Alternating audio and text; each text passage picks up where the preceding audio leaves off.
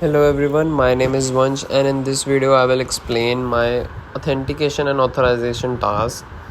So in the beginning of this task, the primary goal was to implement authentication and authorization mechanism for a web API using HTTP basic authentication. So first part was for the pass grade.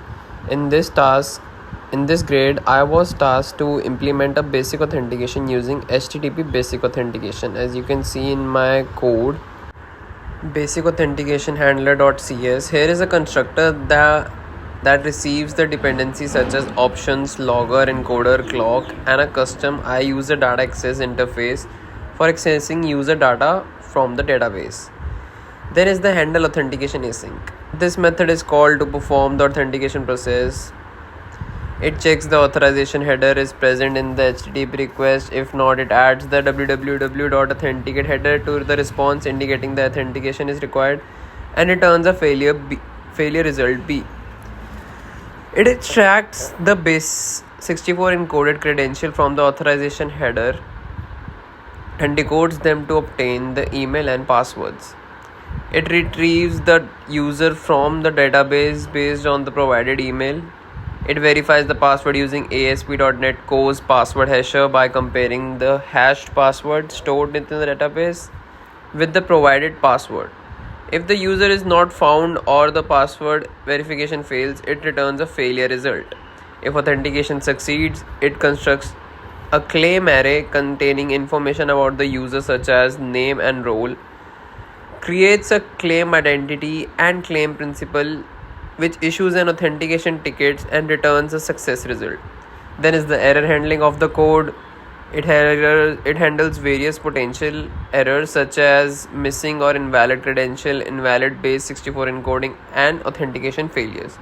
Then further in the credit part of the task, we were meant to implement a password hashing using bcrypt technology and discuss the pros and cons of different hashing algorithm in our implementation. Although in my code it is commented out, but verify password is using bcrypt hashing to verify the password. In the current implementation, ASP.NET Core's password hasher is used for password verification so that my implementation is easily understandable. But I can show you the test data that I have generated using the bcrypted password hasher. Here, as you can see in my PG admin, you can clearly see that for ID 17, the password hash is done by using basic password hasher, while in ID 18, it is done by the bcrypted password hashing. Basically, bcrypt automatically generates and manages a random salt for each password hash. A salt is a randomly generated value that is combined with the password before hashing. This adds an additional layer of security because if two users have the same password, their hashed password will be different due to the unique salts. Traditional hash function often require manual salt management, so it is better. Then, to achieve the distinction grade, it was mandatory for us to enable the use of allow anonymous attribute to allow the access to the endpoint by unauthenticated user. But as you can see in my code, allow anonymous is commented out because I have also introduced a policy for authorizing the particular endpoint to admins only or user only. So I added the attribute of allow anonymous for that particular property but commented it out and it works perfectly.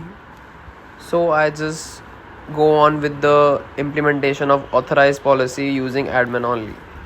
Further is the explanation and a demonstration of how it is working in my Postman. So this was all for the demonstration of the code part of the task, and now I will show you the implementation of the authentication and authorization task in my Postman. Thank you so much.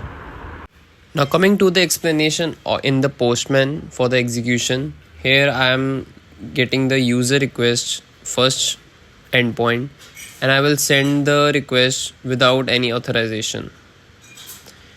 It shows me the 401 unauthorized error. This is happening because in my code I have added the attribute of authorize for the admins only policy. So if I will work with basic authentication and add the credential like 7, so this one is for my user, and if I will send this, the request will say 1401 unauthorized because it's a user, so I cannot access this particular endpoint. But if I will just enter the correct credentials, I will be able to see all the data for that particular thing, because let@gmail.com with the password, this is a admin user. Then coming forward to the user ID.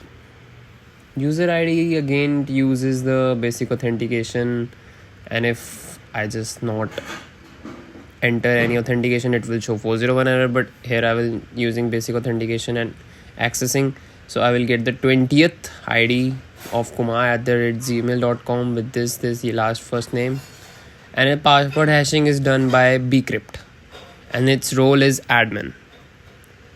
Same is the case with add user. If I want to add user, I can just simply give a body data in JSON format and just send the data. It will add a new user and show the message user added with a status 200 OK. Then is the update user. It's also same, it updates the existing user by simply giving an raw JSON data, JSON body, and just sending the data to the particular ID selected over here. The user is updated, and if I will just fetch that particular user like 16th, you can see the user is updated with the given credential as done in the update user. Then is the update user, delete user. Delete user simply just deletes that particular user. Like if I will enter the 16th user as I updated previously, it will just give me a user deleted and a status 200 OK. And if I will now fetch that particular ID for the 16th user, it will just give me a not found error. So is the patch. Patch is used for the partial updation of a particular ID, like it is also done by basic authentication. And just 16. Here is one thing, that the authentication selected is basic, and if I run it with the no authentication header, it will show me the user not found because 16th user is not existing anymore. But if I will send with the ID 12, it is also non-existing, so I will just go with the 20th, as I know it is existing over there. Email and password changed. And now if I will fetch the 20th user, you can see the password and the ID is changed for that particular, and the password hashing is not anymore bcrypted but password hasher, because the code is using normal password hasher rather than password or bcrypt password hashing. So this was all for my demonstration of Postman, and it completes the demonstration of my authentication and authorization. Thank you so much.